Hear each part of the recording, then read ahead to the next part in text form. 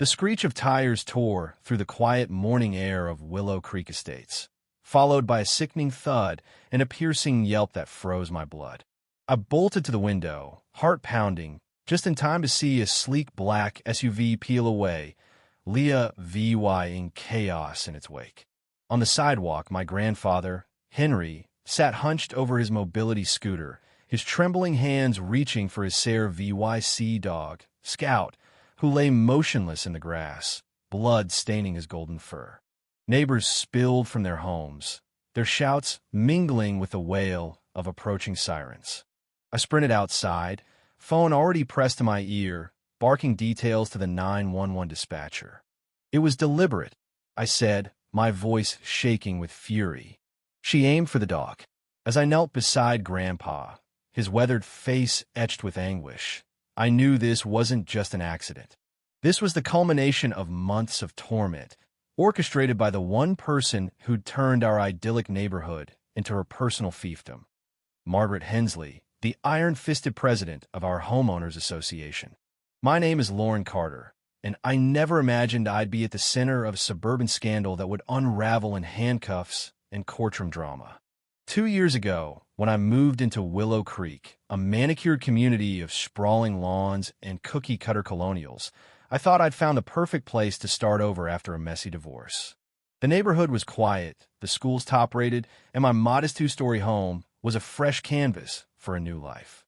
I kept my lawn pristine, my holiday lights tasteful, and my garage door firmly shut after dusk rules. I followed meticulously to avoid the wrath of Margaret, known behind her back as the Queen for her regal demeanor and unrelenting control. Margaret was in her early 60s, with a sleek silver bob and eyes that could pin you like a butterfly to a board. She carried a leather-bound clipboard as if it were a scepter, issuing violation notices with the zeal of a medieval tax collector. Forgot to roll your trash, can out of sight by 7:01 a.m.? Expect a neon yellow citation on your doorstep. Planted tulips a shade too vibrant? She'd be there with a ruler, measuring their height against her 87-page community handbook. Most residents grumbled, but complied, too intimidated by her sharp tongue and rumored connections to the county board to push back. I'd managed to stay off her radar, blending into the background with my rule-abiding ways. That is, until Grandpa Henry moved in. Grandpa was 84, a retired carpenter with a warm laugh and a stubborn streak wider than the Mississippi. After Grandma's death, his mobility had declined, and he relied on a scooter and Scout, a gentle golden retriever trained to fetch dropped items and steady him when he walked. I'd always been close to Grandpa, and when he agreed to live with me, I was thrilled but nervous. His arrival meant changes, namely a small accessibility ramp at my front door to make the entrance scooter-friendly. I knew the ramp would require HOA approval, so I submitted the paperwork 6 weeks in advance, complete with a doctor's note citing the Americans with Disabilities Act ADA. I thought I'd dotted every I and crossed every T. I was wrong. The trouble started on a humid Saturday morning as I knelt in my front yard, measuring the space for the ramp. The air was thick with the scent of fresh-cut grass when a shadow fell over me. "Lauren Carter, what exactly do you think you're doing?" Margaret's voice was sharp enough to slice through steel. I looked up to find her standing on my lawn, arms crossed, her navy blazer impeccable despite the heat. Her clipboard gleamed like a weapon. "Good morning, Margaret," I said, forcing a smile. "I'm planning a ramp for my grandfather. He's MOVYing in soon and needs it for a scooter. I submitted the modification request last month." Her lips pursed as if she'd bitten into a lemon. "I don't recall APRO-VYing any such thing. Section 9, Paragraph 3 of the Community Guidelines requires all exterior changes to be vetted by the board. This," she gestured at my tape measure like it was a smoking gun, "is a clear violation." I took a deep breath, channeling the calm I'd honed during years of corporate negotiations. I sent the paperwork with all the required documentation, including ADA compliance details. "I have a confirmation email if you'd like to see it." I pulled out my phone, but her eyes narrowed, unimpressed. "Regardless," she snapped, "a ramp will ruin the curb appeal." It'll drag down property values. You'll need to find another solution that doesn't make this street look like a nursing home." I couldn't help the edge of my voice. "The ADA supersedes HOA rules, Margaret. This is a reasonable accommodation, and I'm happy to discuss designs that match the neighborhood's aesthetic." She scribbled furiously on her clipboard, her diamond bracelet glinting. "We'll see about that. Expect a letter from our attorney." With a final glare, she stalked off, already dialing her phone to summon her loyal board members. True to her word, a cease and desist letter arrived 4 days later, threatening fines and legal action if I proceeded. But I was ready.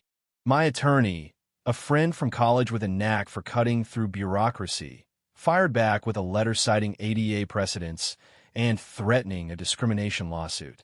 The ramp went up the next week, built with brick to match my home's facade, blending seamlessly with the porch. Grandpa and Scout settled in, and I dared to hope Margaret would move on to her next target. I should have known better. Margaret's retaliation was subtle at first, a slow drip of petty citations. My mailbox was 0.2 inches too close to the sidewalk. My recycling bin was improperly sorted despite being immaculate. She even claimed my front door wreath was excessively festive for a non-holiday month.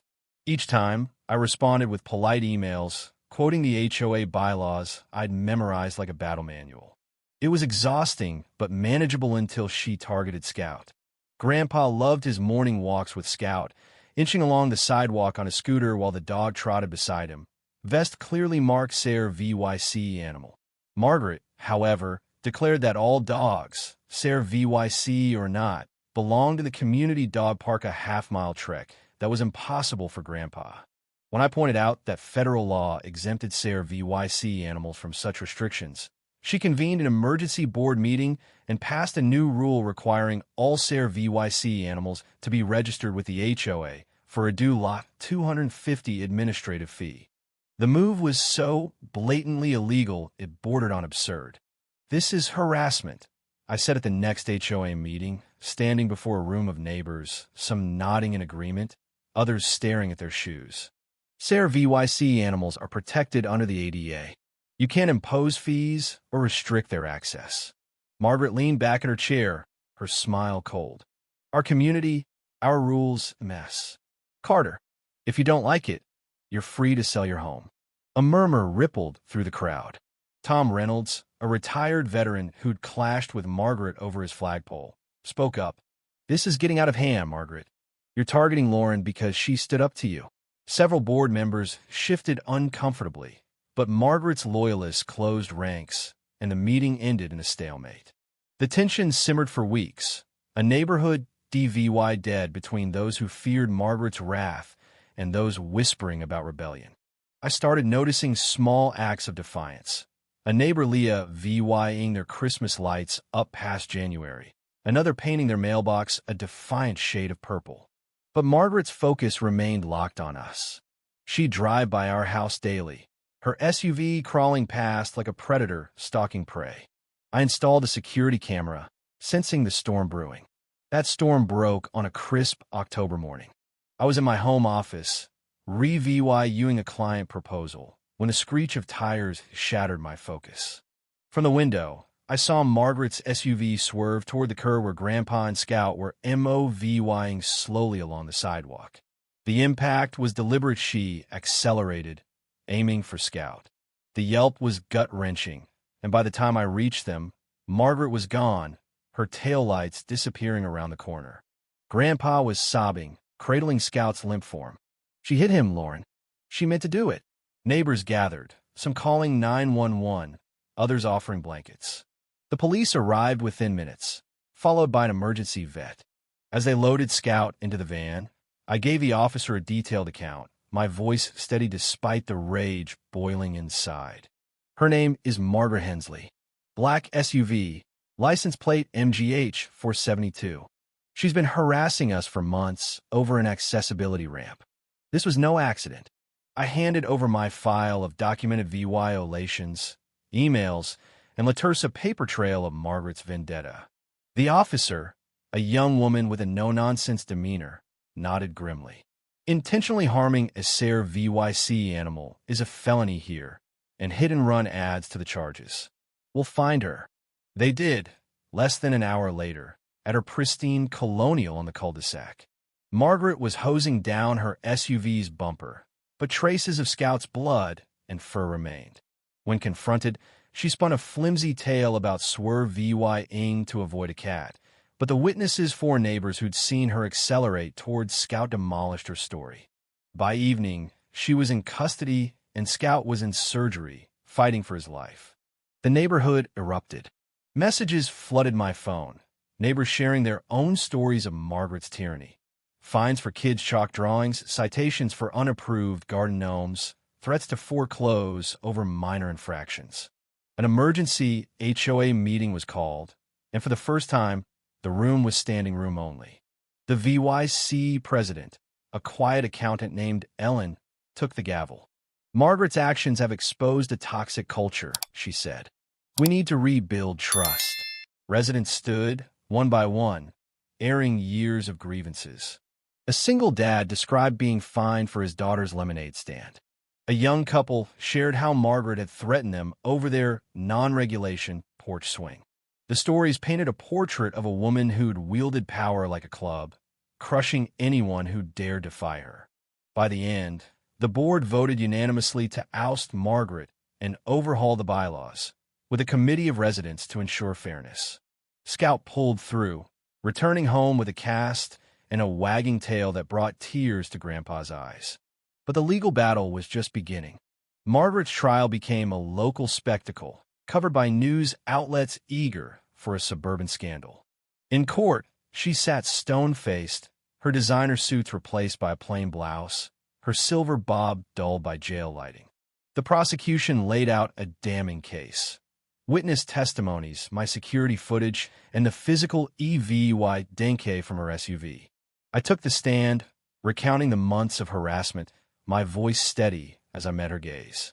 The defense tried to paint her as a dedicated leader enforcing community standards, but the jury wasn't buying it. After a week of testimony, they deliberated for just 3 hours. The judge, a woman with steel-gray hair and a voice like gravel, delivered the verdict. Guilty on all counts: animal cruelty, hit and run, and ADA violations. Ms. Hensley, the judge said, her eyes boring into Margaret. You abuse your authority to terrorize your neighbors, culminating in a cruel act against a protected SARE VYC animal. Your actions endangered a vulnerable man and shattered the trust of your community. She sentenced Margaret to 2 years in prison, a due law $30,000 fine, 250 hours of community SARE VYC with a SARE VYC dog organization, and a 15-year ban on holding any HOA or community leadership role. Margaret's composure cracked as the gavel fell. It was just a dog, she blurted, her voice shrill. I was protecting our neighborhood's standards. The judge's gaze was icy. That just a dog is a federally protected SARE VYC animal, Ms. Hensley, and your standards were a pretext for personal vendettas. Reflect on that in your cell. As the bailiff cuffed her, Margaret's eyes found mine, wide with disbelief. For the first time, I saw not the tyrant, but a woman confronting the wreckage of her own making. The courtroom was silent save for the click of handcuffs, a sound that echoed like justice. Willow Creek began to heal. The new HOA board, led by Ellen, slashed the rulebook to 20 pages, prioritizing common sense over control. Neighbors started talking again, hosting block parties and VYing without fear of a clipboard-wielding shadow. Grandpa and Scout resumed their walks, greeted with smiles and treats from kids who'd once been too scared to approach. As for me, I learned that standing up to a bully, even one with a title and a clipboard, can spark change. Margaret's reign was over, but its lessons lingered. Power unchecked breeds cruelty, and community thrives on compassion, not control. Every morning, as I watch Grandpa and Scout amble down the sidewalk, I'm reminded that sometimes the smallest fights like a ramp for an old man and his dog can topple empires.